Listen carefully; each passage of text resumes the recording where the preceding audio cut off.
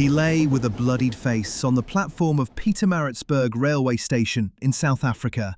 It was the 7th of June, 1893, and winter on the high plateau made the night bitterly cold. 5 minutes earlier, something inside him had snapped. Something had been severed forever. He'd had enough. He said no.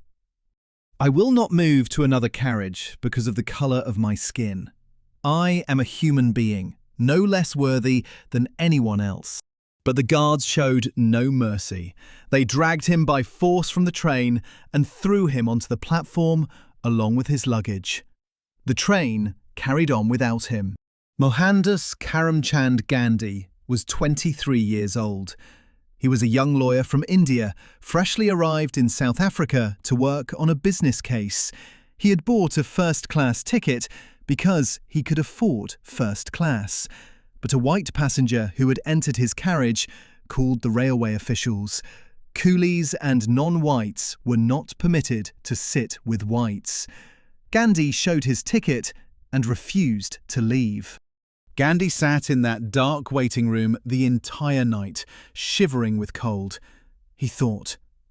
That night, in that waiting room, an idea was born that would one day bring down the greatest empire on earth. Gandhi made a decision. He decided to fight. That night at Pietermaritzburg station was a second birth. It was on that very spot that a journey began which would change everything. At the turn of the 20th century, the British Empire was the largest political structure the world had ever seen. It stretched across a quarter of the Earth's surface. A quarter of the world's population lived under the British Crown. From Canada to Australia, from Africa to Asia, the sun never set on British territories. And the jewel in that crown was India. India was a source of staggering wealth, a strategic fulcrum of control over Asia, a symbol of imperial power. The British had ruled India directly since 1858, after crushing the Great Rebellion. They had built an elaborate administrative system, a web of railways, telegraph lines, ports and offices. They had an army, a navy, a secret police, courts, prisons. They had everything an empire needs to maintain control. But to understand India under British rule, you must understand the depth of exploitation that was taking place. The British did not come to India to develop it, they came to extract wealth. The Indian nationalist Dadabhai Naoroji called it the drain of wealth, the systematic siphoning of resources, capital and profits from India into Britain. His analysis showed that nearly a third of India's revenues were flowing to Britain in the form of salaries, pensions, payments to British troops, and profits for British companies. The figures are staggering. Economic historians estimate that Britain extracted nearly $45 trillion from India over the period from 1765 to 1938. India's share of global industrial output fell from 25% in 1750 to just 2% by 1900. Meanwhile, Britain's share grew. Britain replaced India as the world's largest textile producer during the 19th century.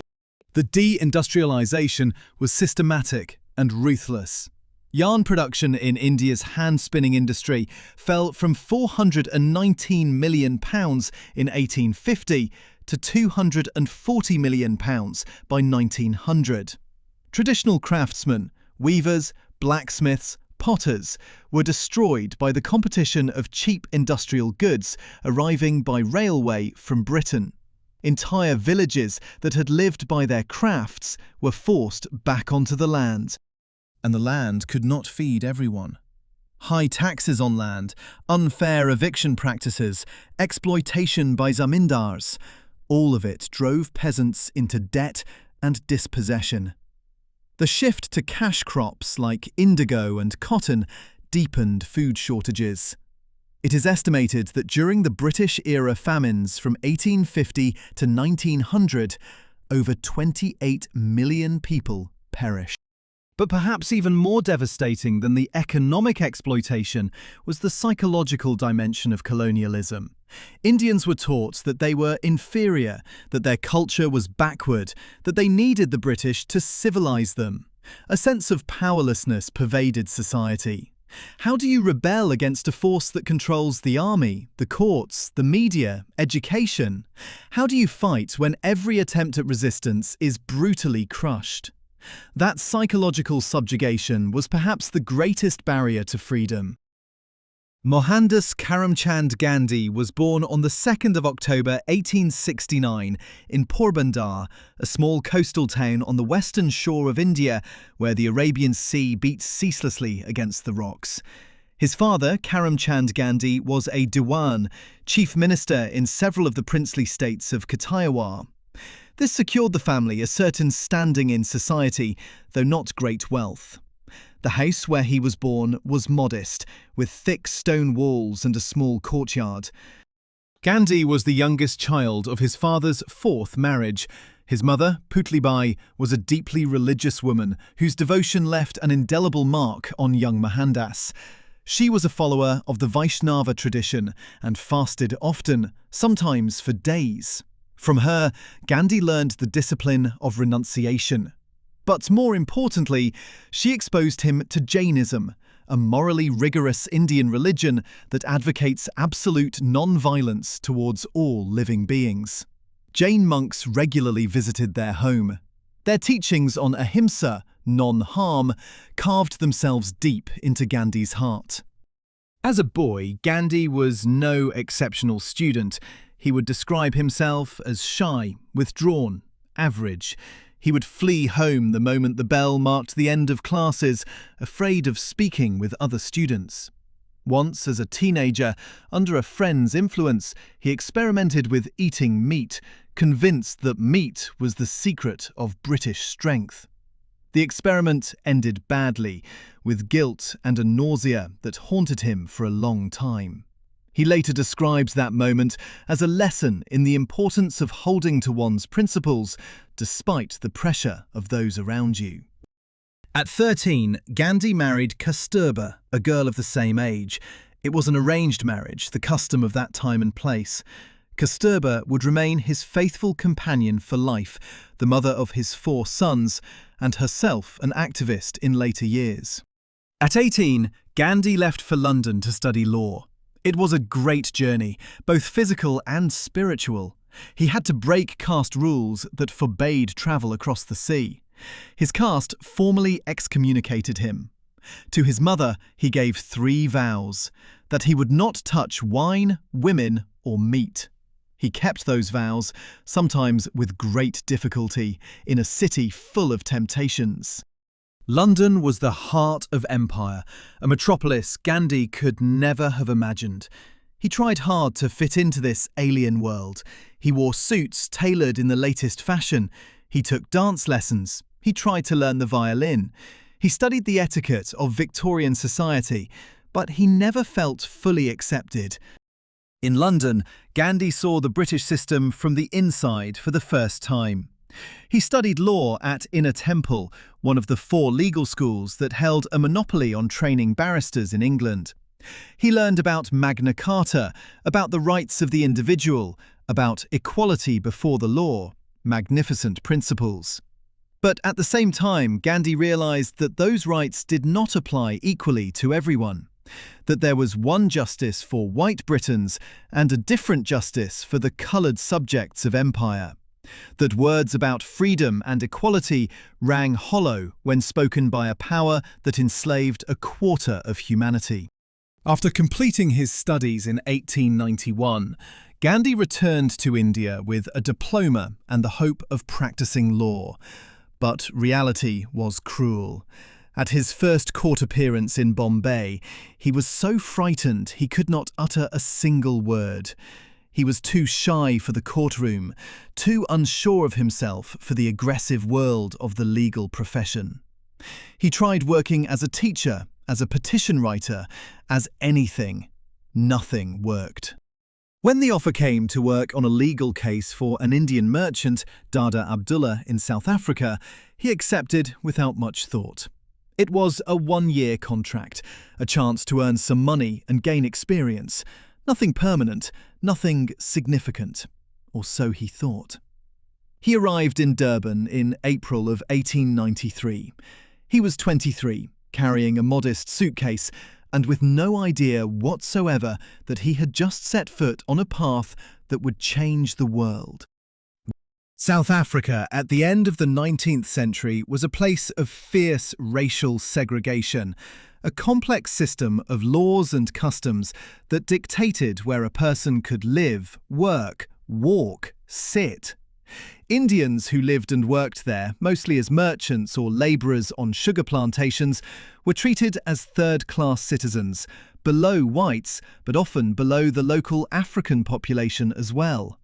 They could not own property except in strictly designated zones. They could not move freely. They had to carry passes, registration documents they were required to show at any white person's demand. They paid special taxes, including the notorious £3 tax. They endured constant humiliation. Gandhi arrived in Durban in April of 1893. He was 23 and expected to stay for 1 year, settle a business dispute between two Indian merchants, and return home to India.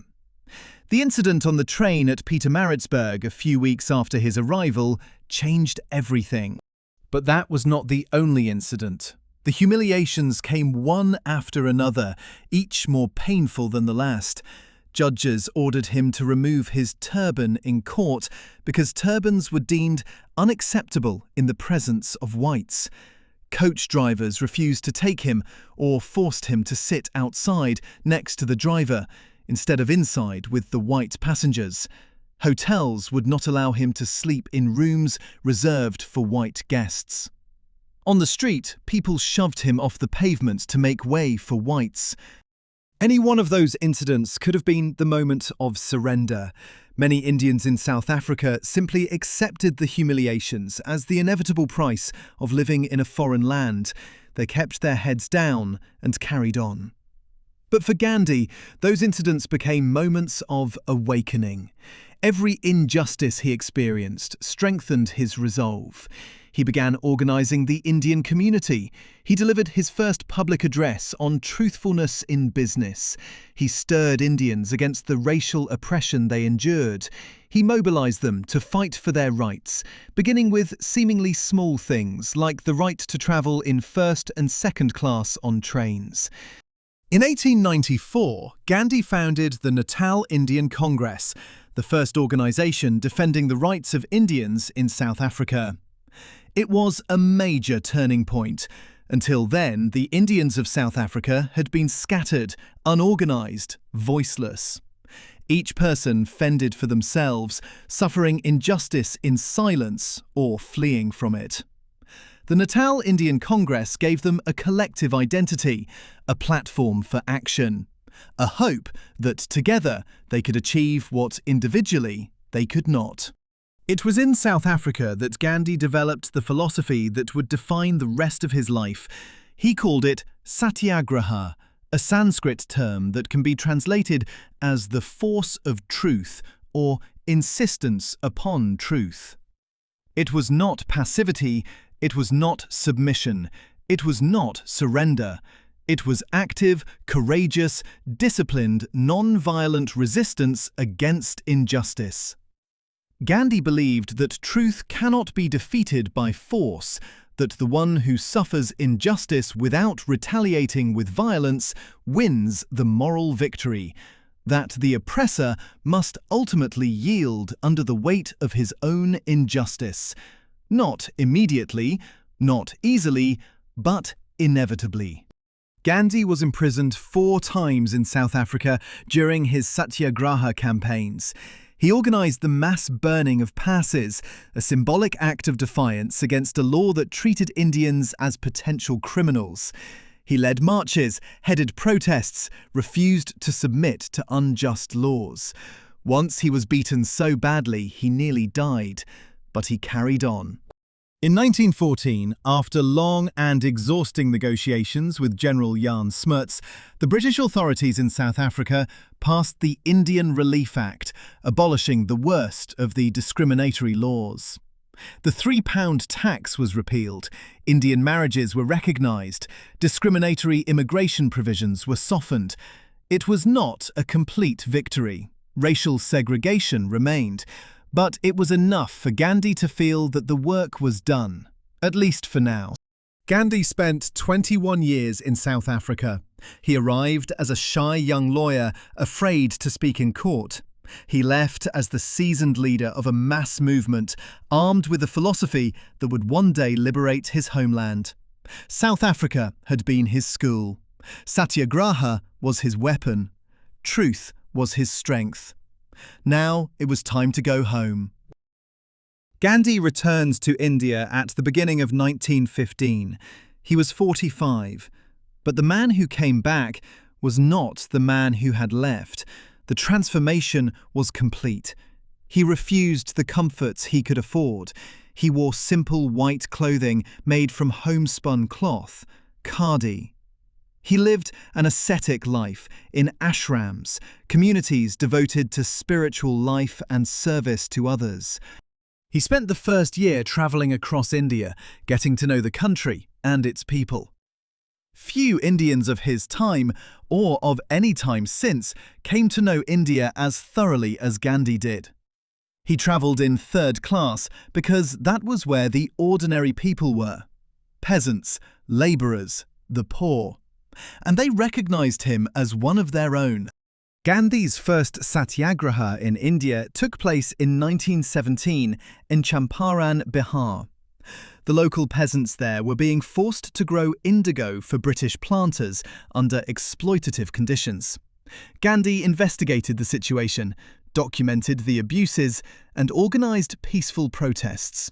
And he won. The planters were forced to yield. Why did people follow him? Gandhi did not build authority through title or position. He built it through moral example, through the life he lived. He dressed like the poorest peasant. He ate simple food. He performed physical labour. He spoke the truth regardless of consequences.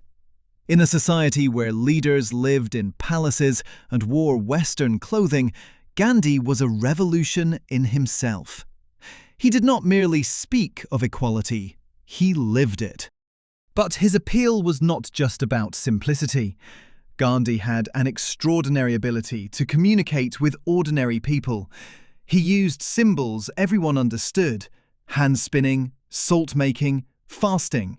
He transformed everyday actions into political acts. He gave every man and woman the feeling that they could contribute to the fight for freedom, that their small acts had meaning. This was a revolution in how a political movement could work. Satyagraha was not passivity. It was not submission. It was active, disciplined, courageous resistance against injustice without retaliating with violence. Gandhi believed that non-violence demands more courage than violence. It is easy to strike back. It is hard to take a blow and not return it. It is hard to watch your friends being beaten and not reach for a weapon. That kind of discipline, that kind of courage, that was the heart of Satyagraha. But Satyagraha was not merely a moral stance, it was also strategic. The British could not hold India with the army alone.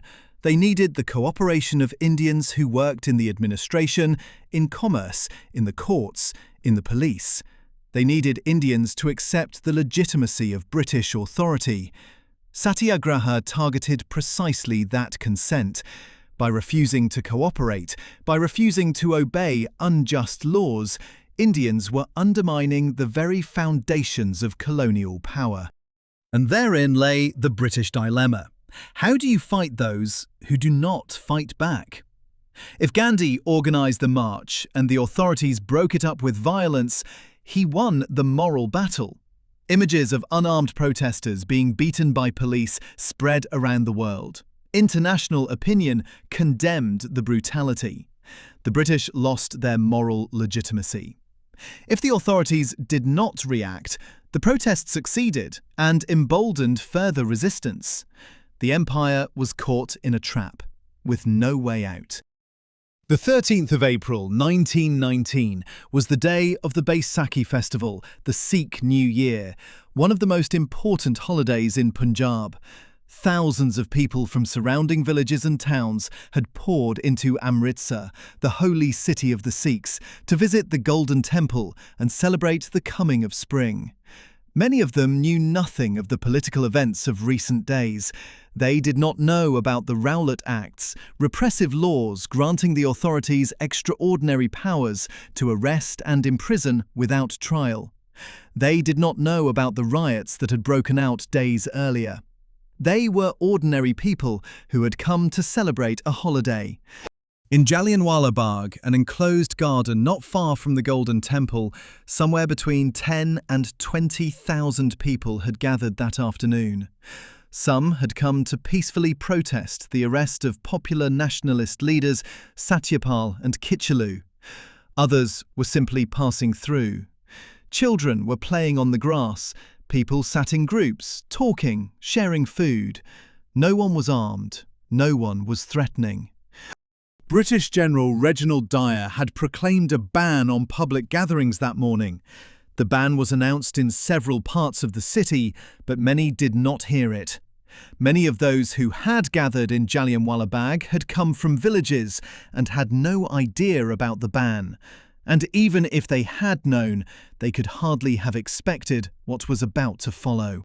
Around 5 o'clock in the afternoon, General Dyer arrived at the entrance to the garden with 90 soldiers, mostly Gurkhas and Indian troops.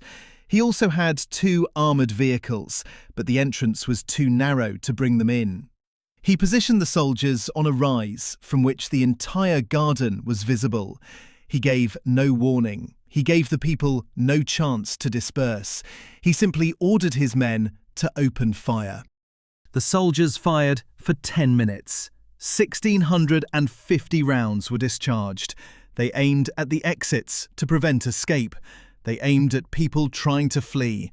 They aimed at those lying on the ground. General Dyer later stated that his goal was not to disperse the crowd. His goal was to produce a sufficient moral effect, not only on those who were present, but on the whole of Punjab. He wanted to teach a lesson. Jallianwala Bagh was enclosed by high walls on all sides. The entrances were narrow, only a few meters wide. The people had nowhere to run. Some tried to scale the walls and fell, breaking bones. Some leapt into a deep well in the corner of the garden, thinking they would be safe there. 120 bodies were found in that well, drowned or suffocated beneath the bodies of others who had jumped in after them. Children died in their mothers' arms. Old men fell under bullets as they tried to shield their grandchildren. The official British report recorded 379 dead and approximately 1,200 wounded. But that report was based only on the bodies found in the garden. Many of the wounded were carried away by their families and died later. Many bodies were never identified. Indian sources speak of more than 1,000 killed. The true number will never be known. Who was counting? Who dared to count? General Dyer showed no remorse. He stated that he wished to create a moral impact from a military point of view, that he would, had he been able, have brought in his armoured cars and used them, that he stopped firing only because the ammunition ran out. When asked why he did not help the wounded, he replied that it was not his duty. The wounded were left to lie there all night because Dyer had imposed a curfew. Families were not allowed to go out and search for their own. Many died from wounds that could have been treated had anyone tried. For Gandhi, Amritsar was the point of no return. Until then, he had still believed that reform could achieve progress within the British system. After Amritsar, he understood that British rule was not the civilized thing it claimed to be. that there could be no compromise with a regime capable of such barbarism. The goal was no longer reform. The goal became complete independence. The massacre united India as nothing had before. Hindus, Muslims, Sikhs, all were shocked. All felt the same pain, the same fury, the same resolve. Gandhi launched the non-cooperation movement, calling on Indians to refuse to cooperate with the British authorities, to boycott British schools, courts and goods. Millions answered the call. India had awakened. On the 12th of March 1930, Gandhi set out on foot from his Sabarmati ashram near Ahmedabad with 78 followers, heading for the coastal village of Dandi on the Arabian Sea. The march lasted 24 days and covered 385 kilometres. The objective was simple: to make salt they were otherwise forced to buy from the British. The production and distribution of salt in India was an exclusive British monopoly. Laws forbade Indians from producing or selling salt on their own. They were compelled to buy expensive, heavily taxed salt from the colonial authorities. Gandhi chose salt as the perfect symbol. Everyone needs salt. Everyone understands the injustice of a tax on something so basic, and everyone can do something about it. You can make salt from seawater. You can buy salt illegally. You can refuse to pay the tax. The Salt March was a call for everyone to take part in the struggle. The march drew extraordinary attention. Journalists from around the world followed Gandhi. The New York Times wrote about the march almost daily, including 2 front-page articles on the 6th and 7th of April. Film crews were recording. Gandhi became a household name across the globe. Time magazine named him Man of the Year in 1930. Each day, more and more people joined the march. By the time they reached Dandi on the 5th of April, tens of thousands were following. The next morning, Gandhi walked down to the sea, picked up a lump of salt from the mud and raised it into the air. He said that with this salt, he was shaking the foundations of the British Empire. It was a small act, picking up a bit of salt from a beach, but that small act resounded across all of India. Millions of Indians began breaking the salt laws. They produced salt themselves. They bought it illegally. They refused to pay the tax. The British authorities did not know how to respond. They arrested Gandhi on the 5th of May, but the movement continued. They arrested 60,000 people. The prisons overflowed, and the movement only grew. On the 21st of May, the poet Sarojini Naidu led a march on the salt works at Darasana. 2,500 peaceful demonstrators walked toward the salt pans. The police met them with clubs. They beat protesters who did not return a single blow. The American journalist Webb Miller described a scene that shocked the world. Demonstrators would fall under the blows, and the next row would take their place. No resistance, no retreat, only quiet, dignified courage. The British responded the way empires have always responded to challenges to their authority, with arrests, violence, censorship. But nothing was the same anymore. The world was watching. Newspapers carried the images. Films showed unarmed protesters being beaten by colonial police. The myth of civilized British rule crumbled before the eyes of the international public. Gandhi knew he was winning not on the battlefield, but in hearts and minds. Every arrest was an opportunity for publicity. Every act of brutality was proof of colonial injustice. The British could lock Gandhi up, but they could not lock up an idea. They could not arrest hope. The empire was losing the one thing without which it could not govern: moral legitimacy. But the struggle was long and grueling. Gandhi spent years in prison.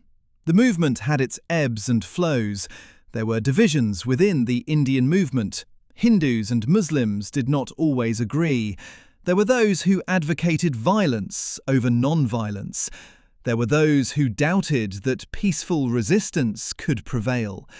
Gandhi walked a razor's edge. He had to hold together a movement that encompassed hundreds of millions of people of different religions, castes, languages and interests. He had to balance idealism with pragmatism. He had to keep the faith in non-violence alive, while many were losing patience. The Second World War brought new challenges and new opportunities. Britain was in mortal peril. It needed every resource to survive. India was an enormous burden, but also an essential source of soldiers and raw materials. The British offered India dominion status after the war in exchange for support of the war effort. Gandhi refused. In 1942, he launched the Quit India movement, the most radical challenge to British authority yet. The British responded with mass arrests. Gandhi and the entire leadership of the Indian National Congress ended up in prison once again. But the movement continued. Unrest spread. Britain was too weakened to suppress it fully, while simultaneously fighting Nazi Germany. The war was bleeding Britain dry. The economy was on its knees. The empire was disintegrating. It was becoming ever clearer that Britain simply could no longer maintain control over India. The question was no longer whether India would gain independence, but when and on what terms. On the 15th of August 1947, at midnight, India became independent. Gandhi called it the noblest act of the British nation. But this moment that should have been the crowning achievement of a life's work was for Gandhi filled with sorrow. Because India did not gain independence as a unified nation.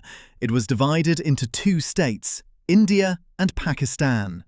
Muslims received their homeland, Hindus theirs, but the borders were drawn in haste, overnight, by a British lawyer who had never been farther east than Paris. The lines cut through villages, families, shrines. What followed was violence India had never seen. 14 million people crossed the newly drawn borders. Hindus and Sikhs fled from Pakistan to India. Muslims fled from India to Pakistan.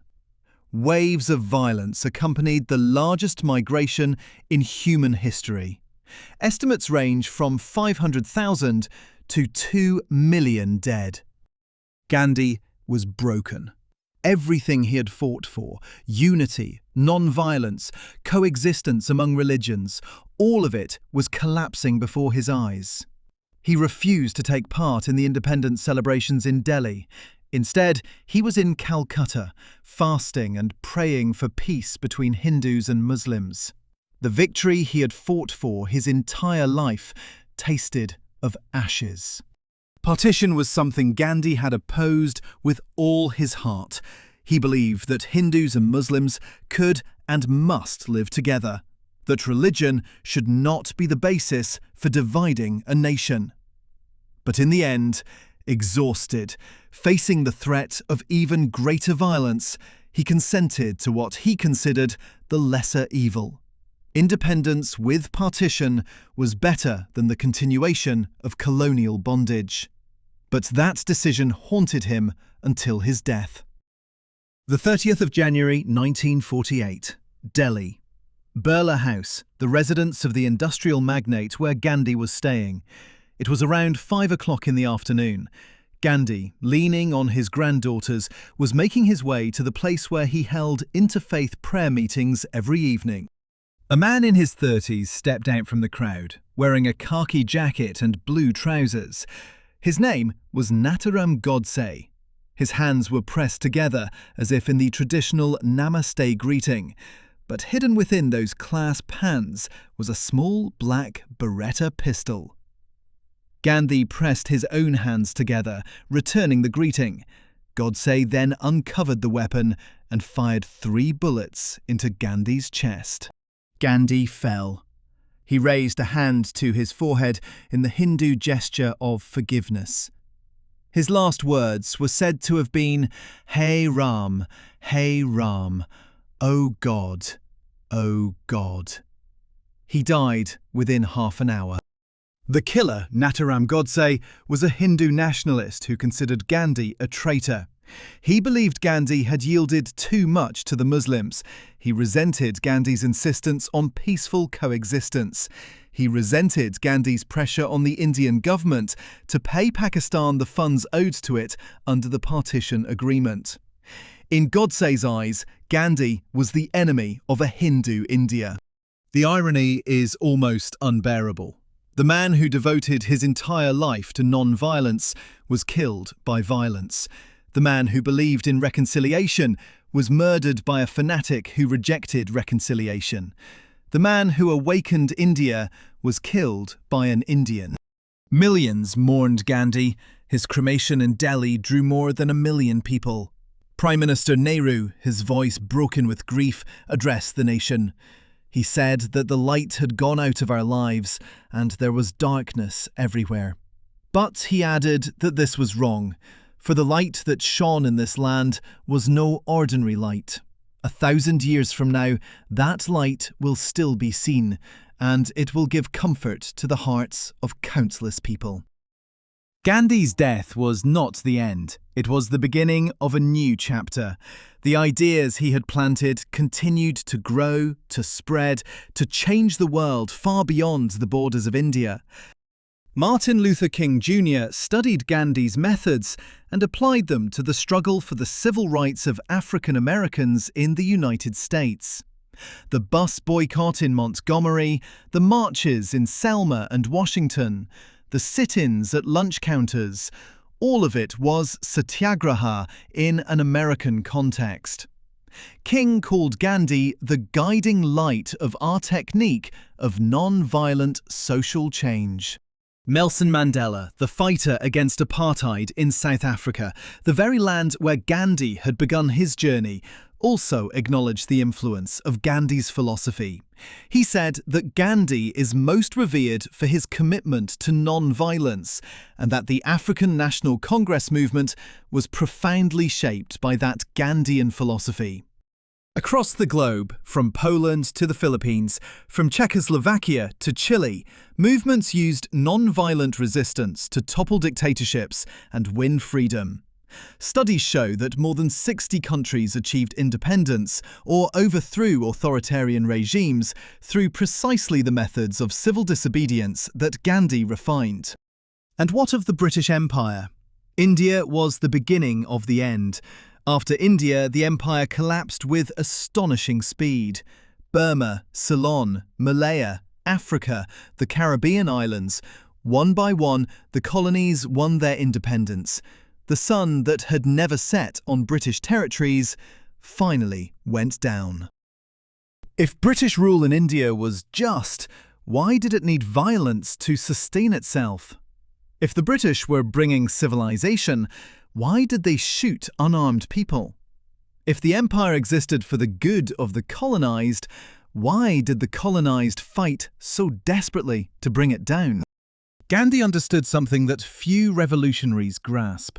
It is not enough to defeat your enemy. You must give them a chance to save face. You must show them a path to reconciliation. The British Empire was not defeated in war. It left because it realized it had no moral right to stay. That was Gandhi's gift. He provided an exit that was not utter humiliation. And so a thin man in homespun cloth, with spectacles on his nose and a walking stick in his hand, proved mightier than the armies, navies, and administrations of the greatest empire in history. Not because he was stronger, because he was right. And because he made the world see it. The next time you think that one person is too small to change the world, remember the night at Pietermaritzburg station. Remember the young man who lay bleeding beside the tracks, deciding whether to give up or fight. Remember that he chose to fight, and that fight changed everything. Because empires, in the end, do not fall to swords. They fall when no one believes any longer that they deserve to exist. Gandhi was the man who toppled that belief, and therein lies his immortality.